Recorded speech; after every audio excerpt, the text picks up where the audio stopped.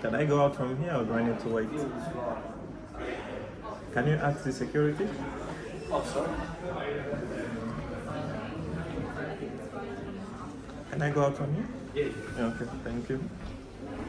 Thanks a lot. Yeah, thank you.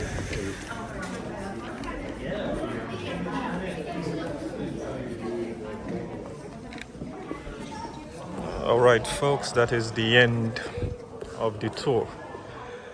And yes, all I can say is a very big thank you to you guys. If you've enjoyed, hit that like button. It is good for the YouTube algo. And if you're new on here, we do things like this on a daily basis. Yeah, so please pledge your allegiance to us. Thank you.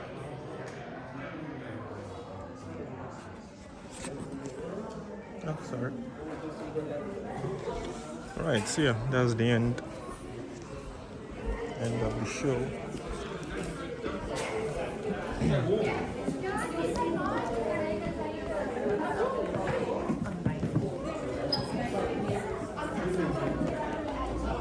Ta-da! And we are out. So yes, oh, what a tiring tour. Anyways, all I can say is a very big thank you. The weather has been holding up, not much rain. Yeah, let me have a sit because I am absolutely worn out and tired with this tour and review. All right, yeah, all I can say is a very big thank you to each and every single one of you yet again, once again, for tuning in and supporting.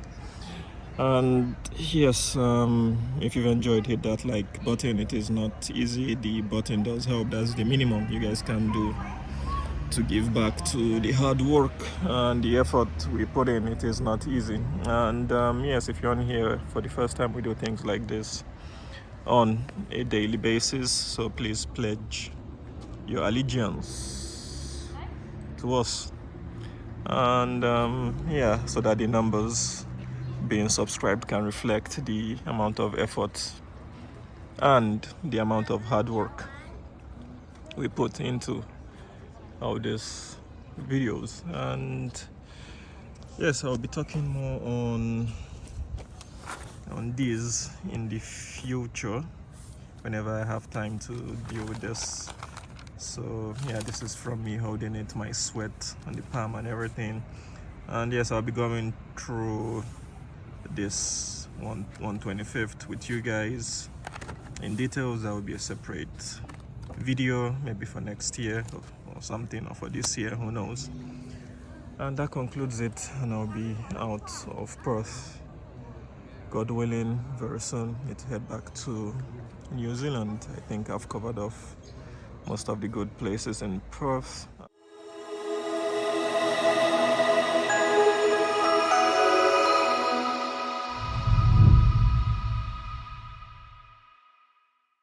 All right, I think the tour guide is here.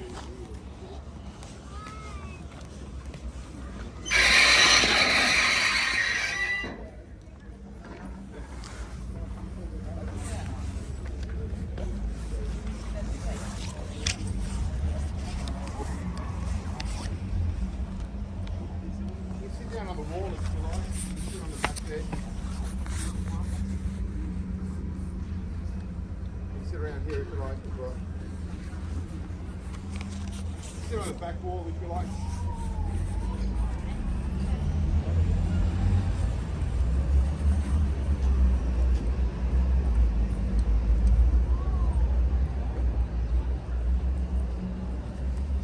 Hi folks, welcome to the Perth Mint. My name's George, and I'll be your guide for the next half hour.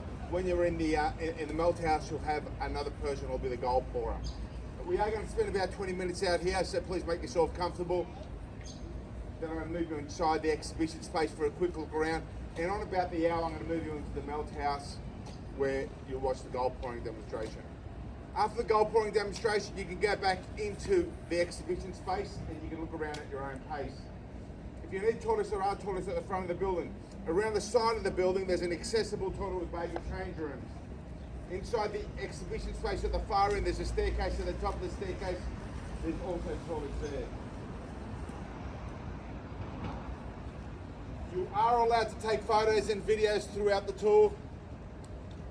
When you're in the melt house, if you're taking photos and videos, you must have the flashes and the lights on your devices set to off so the gold pourer doesn't get blinded. And there's one other rule inside, folks. There's no running. Very suspicious people running when there's a lot of gold. Okay, so we just keep it to a walking pace. So where does gold come from? We know we extracted it out of the ground here on Earth, but gold was not formed on this planet. It was actually born in the stars. About 4.6 billion years ago, it's believed that two stars collided. The collision from these two stars created so much debris, energy and radiation. The energy and radiation changed the atomic structure of certain elements and created gold and a lot of other heavy and precious metals. As this debris and these metals were floating around in space, our sun started to form. The debris and the metals started to circle around the sun, collide and fuse together to form different planets. As these planets were in their formation stage, they were bombarded by more debris, by comets, meteorites and asteroids.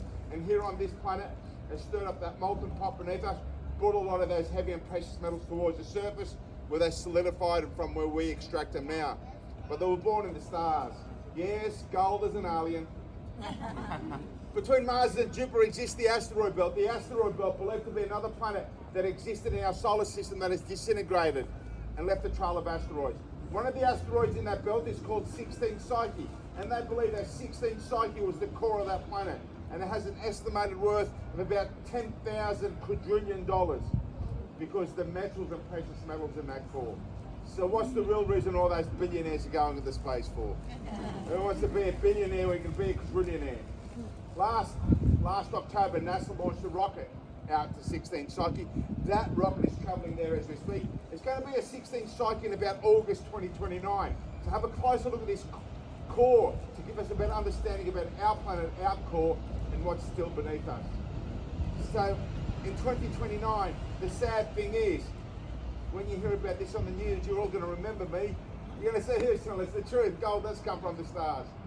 We use the term gold because it comes from the Anglo-Saxon Germanic word for the colour yellow. That's right, gold means yellow in a foreign language. However, the Latins used to refer to that golden coloured sky. Sometimes you see that golden coloured sky at sunrise and sunset. They used to call that the aurum. When they saw this metal and it was a similar colour to that golden coloured sky, they called this aurum as well. And the name stuck because the first two letters of aurum, AU. And AU is the symbol of gold. It's the short form of gold. You see that on the periodic table.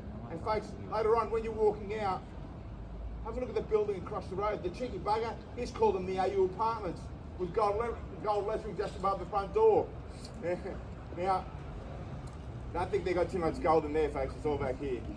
So that is the origins of gold. It was born in the stars.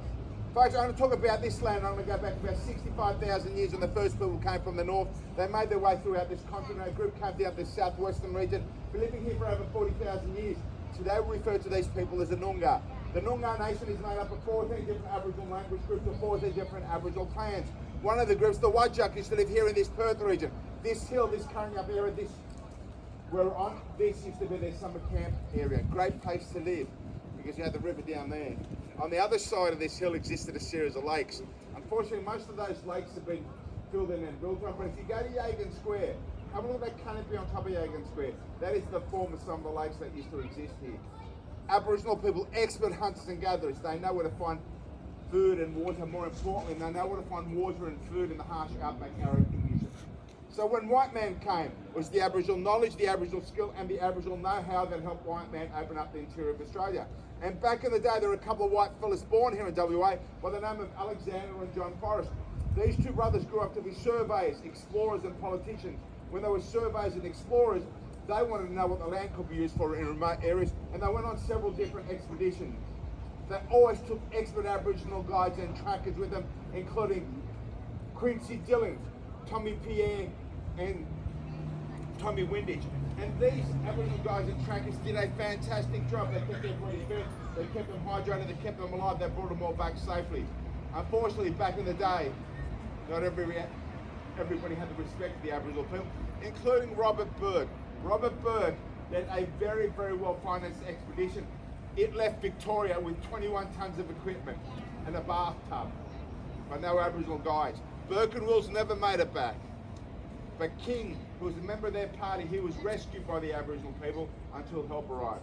The Aboriginal people played a significant role in what this country is today, and here at the Perth Mint, we acknowledge the custodians of this land. We pay our respect to the people and elders, past, present and emerging. We fly both the Aboriginal and Torres Strait Island flags at the front of the complex, both their flags at the front of the gatehouse. Now, back in the day, not everybody could afford to travel around Australia with a big expert Aboriginal guide, including a couple of gold prospectors by the name of Barley and Ford. Barley and Ford were moving around Australia in the 1880s looking for gold. Queensland, Victoria, in the late 1880s they moved here into Western Australia. But the goldfields in Western Australia were not very, very rich at the time. So Barley and Ford had to move from one goldfield to another. In 1892 they were 350 kilometres in that direction at the Southern Cross goldfield. And the gold at the Southern Cross goldfield started to dry up. Barley and Ford heard a rumour there might be gold further to the east from Southern Cross. But the problem is, as you travel further east from Southern Cross, it's becoming harsh outback arid conditions. There is a lack of food and a lack of water, so they gave that a miss. But in July that year, their luck changed because it started to rain very, very heavily out that way. And they thought if it's going to be raining out that way, there's going to be water, there's going to be grass and feed for the horses. So they packed their horses with supplies and they headed east through the wet. They trekked east for several weeks, and one day it started to rain very, very heavily. They decided to camp at a place called Fly Flats. It rained all day, it rained all afternoon, it rained overnight. The next morning they get up. Ford grabs the horses and he's taking them down to the creek where there's greener pastures. He looks down, he sees something glistening, he digs it out of the ground, it's a gold nugget. He calls his friend Barley over to have a look at this gold nugget. This is immortalised in that statue. That is Ford holding up the gold nugget shown at the Bailey.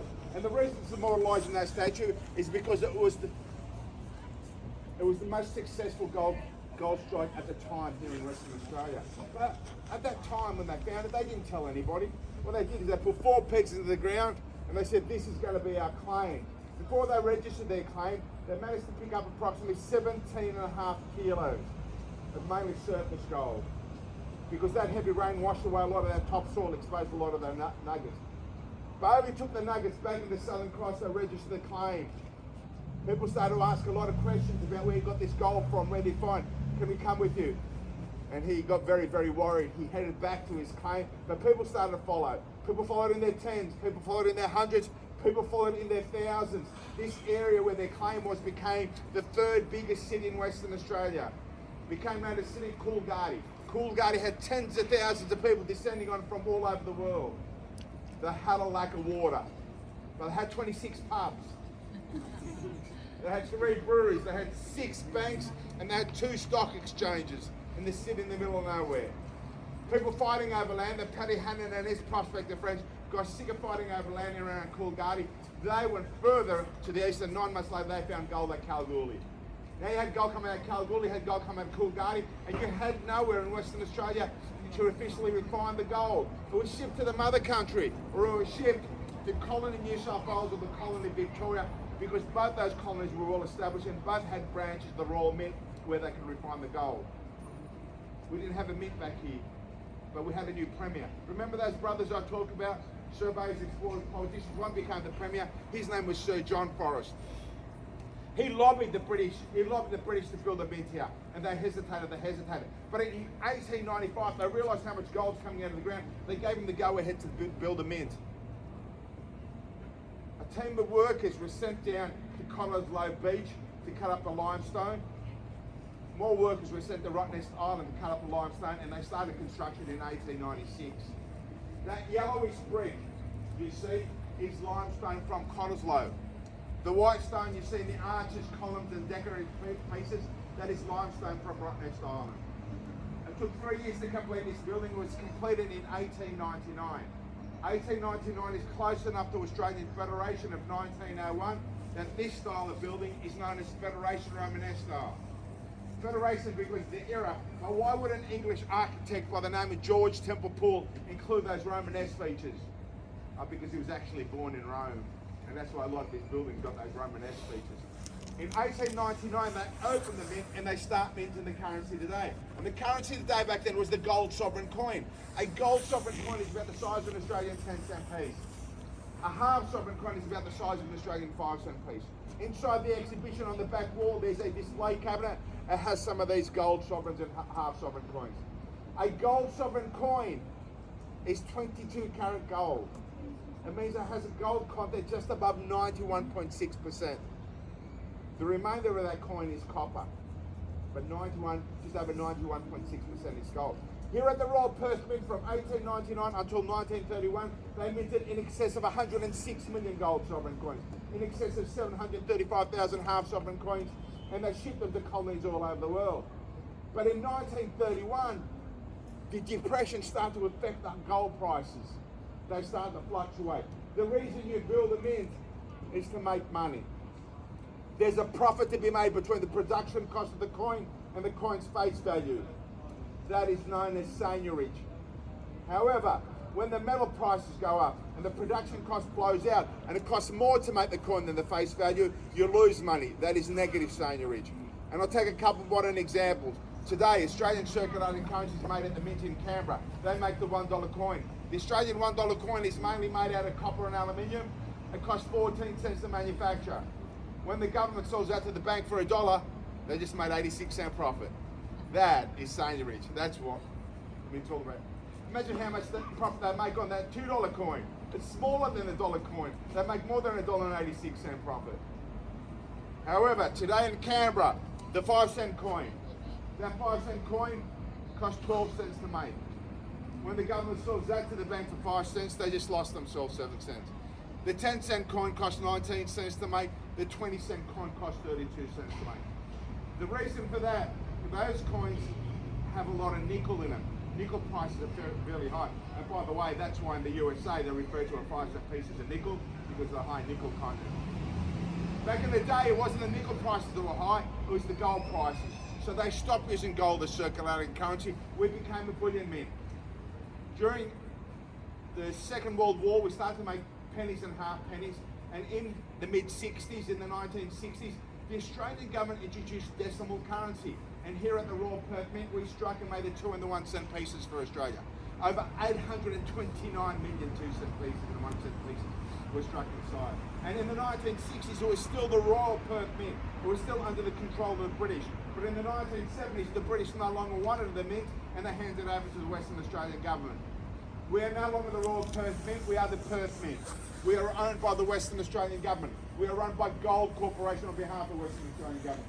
We no longer specialise in making circulating currency for Australia. That is Canberra's job.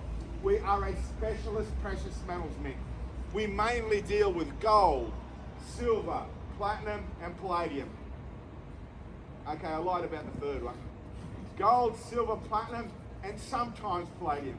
And I say sometimes palladium at the moment is because 45 to 55% of the world's palladium comes out of Russia. We do not source conflict-affected metals. We try to get it from other countries, mainly South Africa. But there's a very high demand for that metal because a lot of it goes into motor vehicles. You can come in, you can buy gold, you can buy silver, you can buy platinum, and when available, you can buy palladium. You can buy these in the form of bullion bars and bullion coins. A bullion bar and a bullion coin is an investment bar and an investment coin. You buy them with the hope of making some money in the long run. Or you can come in, you can buy these in the form of a proof coin. A proof coin is a collector's coin. A proof coin extremely well made in a limited number, limited series, and sold to collectors all over the world. You can buy all these online, or you can come in and you can buy them inside. You can pick up your little gold bullion bar, you can take it home and put it under your pillow. Or if you wanted, you can actually store your precious metals in our vaults out the back. At times, we have in excess of $6 billion of gold in storage. $6 billion of gold in storage. And just let me add, folks, we have very good security, okay? Don't get the wrong idea. So that's what we do here today. We are a specialist precious metals mint. Now back to the two guys in the statue, the one standing up, that is Arthur Bailey. Arthur started prospecting when he was 16 years old. When they found that gold in Coolgardie, Arthur was a very rich man at 26. Poor Arthur passed away at 31. Prospecting back in the day was an extremely difficult life. Long periods without food and water, long periods in the heat and dust.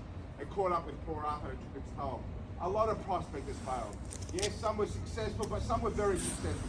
Before them, there were a couple of friends at a place called Malika, Victoria, in 1869, working their plot looking for gold. At the top of Bulldog Ridge, Decent's picking away at the ground. He's softening up the soil, just scooping that dirt into the wheelbarrow. He's running it down to the creek, washing it through the water to see if there's any gold in it.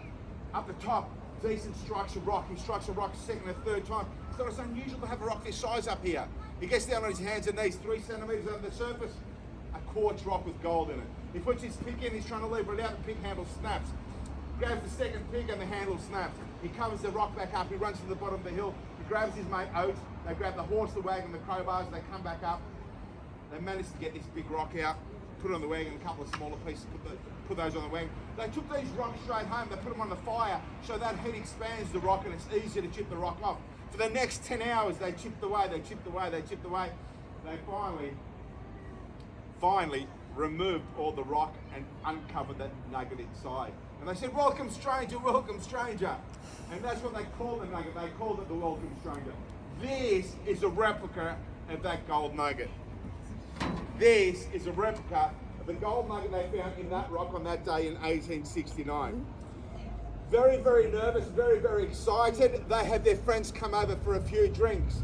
I think they had their friends come over for a bit of security, because the next day they put it into a box, put it on the wagon. Their friends sat around the box on the wagon and they went into town. They stopped outside of the bank. Decent runs in and he says to the bank manager, I have some gold on my wagon, how much you paying? And the bank manager said, I'll pay you £4 per ounce. And Decent said, you quote me 100 weight, sir.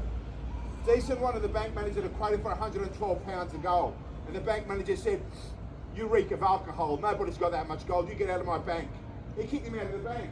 Decent runs down to the wagon with his friends, they pick up the box, they come back and they place the nugget in front of the bank manager. The bank manager looks down and he shakes his head. He says, sorry, I can't weigh that on my scale, it's too big. Back in the box, back on the wagon to the end of town to Archibald, the blacksmith. Archibald and his assistant, they chopped it up into several pieces. They brought those pieces back. The bank manager weighed them individually for a combined weight of just under 71.5 kilos. The reward was just over 9,534 pounds. In today's money, that is about $8 million. This still holds the record as the biggest gold nugget ever discovered anywhere in the world. The welcome stranger found in Malika, Victoria in 1869. The world's biggest gold nugget. But we're here in WA, so I'll tell you about our biggest gold nugget. It was 1931, it was during the Depression. A lot of unemployed people here in Perth protesting and rising. The government came up with a plan how to disperse them. They wrote a free book how to go prospecting. But already prospecting 650 kilometres in that direction, in a place called Widjamutha was Jim Larkham. Jim's had a new mining lease. He's only had that claim for about a week. His 16-year-old son, Jimmy, young Jimmy's job was to carry plywood into town. Dad comes home, young Jimmy's quit his job. So Dad said, you can come out prospecting with me tomorrow. The next day they jump on the wagon, they go out onto their claim, they dig around. They find nothing substantial the first day together. The second day they jump on the wagon, they go out onto their claim, the wagon goes over a pothole. Young Jimmy, he remembers that wagon went over the same pothole yesterday. Now, I don't know if young Jimmy was smart or lazy, didn't want to dig any more holes. He walks back to the pothole. He starts looking at the pothole and he yells out, Dad, nugget, nugget, nugget. Dad comes running across and he sees young Jimmy struggling. Young Jimmy was struggling to pull out this 35.5 kilo gold nugget, and Dad gives him a hand. They pull it out of the ground. And Dad wanted to call this little Jimmy. Little Jimmy. Looks like a baby, huh? Yeah. But you know, when you're 16 years old, you don't want to be called a baby. So they didn't call it little Jimmy. What they called it instead, they called it the golden eagle. Maybe it looks like an eagle flying. Or maybe because Widjamutha, where they found it, is an Aboriginal word meaning birds speak, eagles speak. This was purchased by the Western Australian government at the time for just over £5,400. Young Jim and his dad James were given a job by the government to travel around Australia with it to promote Western Australia gold and prospecting. And they did that. Unfortunately, during the Depression, the Western Australian government started to run low on money. The golden eagle was brought back here, was taken in the melt house. The melt house is the exact same room you're going to be sitting in about 10 minutes' time, watching the gold pouring demonstration, and it was chopped up and melted down in that room. Young Jim and his dad James, out of a job. But they had a bit of money from the sale and they invested very wisely. Sorry, wise is the wrong word. They invested very Australian. They bought themselves a pub. They bought themselves a pub and they called it the Golden Eagle Hotel. That Golden Eagle Hotel was operating in Boulder, Kalgoorlie, all the way up until 2010. In 2010, there was an earthquake out there that damaged the pub. A couple of years later, the pub burnt down and had to be demolished. The pub no longer exists. The Golden Eagle, Western Australia's biggest nugget, no longer exists. And the Welcome Stranger, Australia and the world's biggest gold nugget no longer exists. Folks, what we're going to do now, we're going to move inside. As we move inside, please ensure you have your wrist tickets on. And we're going to start off by standing around the big coin. The big coin, not the Bitcoin. There's no Bitcoins inside. It's the big coin. Up to the door, thanks, mate.